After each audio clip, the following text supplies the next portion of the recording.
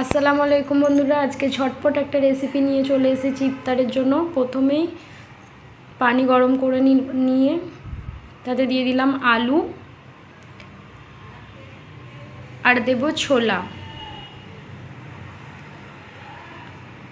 একটু হলুদ গুঁড়ো দেব, একটু লঙ্কা গুঁড়ো দেব আর একটু নুন দেব, আর কিচ্ছু দেব না। বাস এটাকে হতে দেব, একটু সিদ্ধ করতে দিলাম। এটা যখন সিদ্ধ হয়ে যাবে তখন আমরা একটা কড়াই নিয়ে তেল দিয়ে দিলাম,